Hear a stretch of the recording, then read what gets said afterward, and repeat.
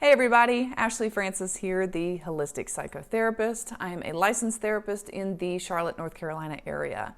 So before we get into today's video, I have a big happy announcement, and that is that we are soon going to be rolling out a membership community. Yay! I am so excited to be able to offer this to you guys. For those of you that have been watching my videos, have been enjoying them, and you're wanting more, we now have something that we'd like to offer you to be able to come together in a community style, to be able to connect with other like-minded folks, to get some additional support, and also to have access to some bonus content that nobody else is going to have access to. You'll also be the first to be able to try out some new products before anybody else has access to them. So you really want to stay tuned for the details that are going to come for our membership community. So let's go ahead and get into the subject for today, and that is how to break up with someone the right way. Now, most of us have experienced at least one breakup in our lives, right? And if you're really lucky, you have been on both sides of the fence. Either you have broken up with someone, you've been on the receiving end of being broken up with, or you've done one of each, maybe multiple times. So today we want to talk about, what are some good tips? Is there really a right or wrong way to break up with somebody?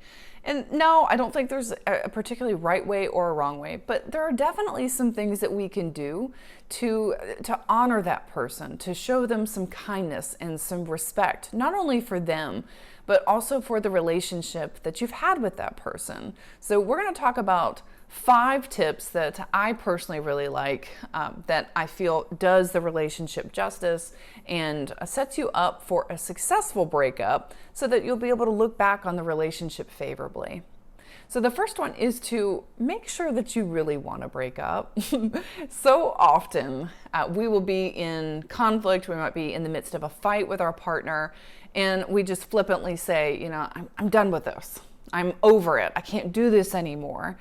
And maybe there's a part of you where that's true, but if you're saying it in the heat of the moment, it may not be true. What you may be saying is that, I'm just kind of over this argument, or I'm over having the same type of argument with you time and time again, but that doesn't necessarily mean that you want to break up with that person.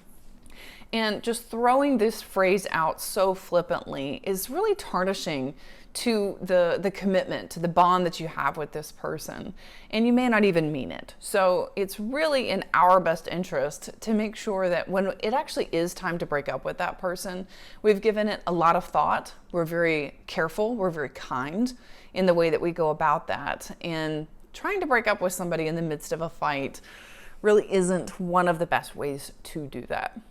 So the second one is to practice empathy. Straightforwardly, this is just putting yourself in the other person's shoes.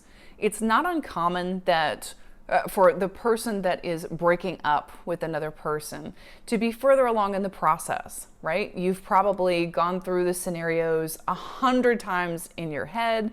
You've probably worked out the details, some of the logistics of, where am I going to live? What are the finances going to look like? You've probably gone over all of those details quite a few times, but your partner probably hasn't. So you're on very different pages, you're moving at very different paces. So just put yourself in their shoes. How would you like to be broken up with? How would you like for all of that information to be shared with you? And that can guide much of what you're going to say, how you're going to say it, and what your approach is going to be. The third is to gain consent. Now this has to do with the actual conversation of breaking up with the person.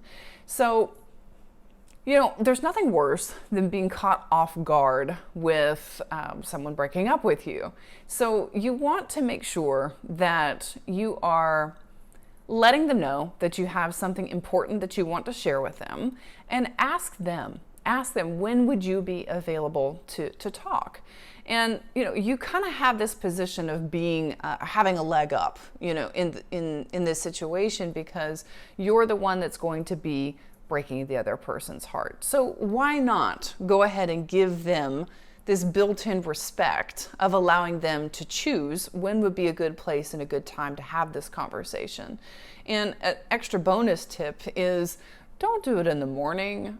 Try not to even do it in the middle of the day, maybe towards the end of the day, because if you're asking them or if you're letting them know that you have something that you want to talk about and asking them when they're available, they're just going to be stewing on it. They're just going to be thinking about it the whole day, and then they're not going to be able to concentrate and so forth and so forth. So you may want to bring this subject up towards the end of the day.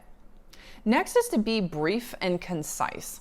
So you may be tempted here to go into this long dialogue about, all of the things that you think are wrong in the relationship. You might even get up on your soapbox and try to wag the finger and say, well, if you just did this, or if you were more this, or if you were less this. It's just so tempting to try and get into that type of conversation. Like you're trying to correct their behavior when really you've already made the decision to break up with them. Why even go back into that? You guys have probably been through numerous conversations about that type of stuff, and you haven't found any great resolution. What makes you think that you're gonna find good resolution during the breakup talk, right? So you want to be brief, you want to be concise, get really clear on what your sticking points are. Like, what are the reasons why you are breaking up with this person? And you might want to talk to a therapist or a trusted friend or a family member, somebody that knows you best and has your best interest in mind, to be able to get really concise on what those points are. And then finally, you want to end the conversation if it becomes unproductive. Now, this is a really sensitive, vulnerable conversation to be having with your partner, right?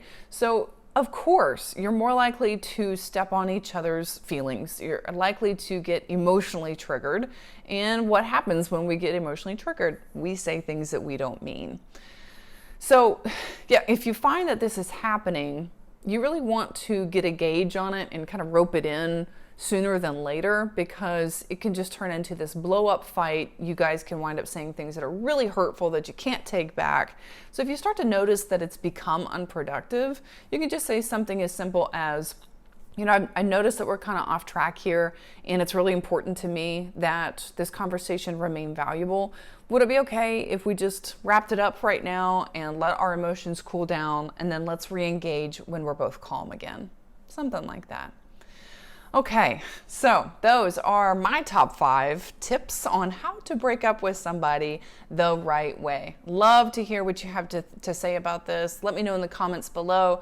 Give this video a thumbs up, and as always, subscribe to our channel to see more videos like this. Take care.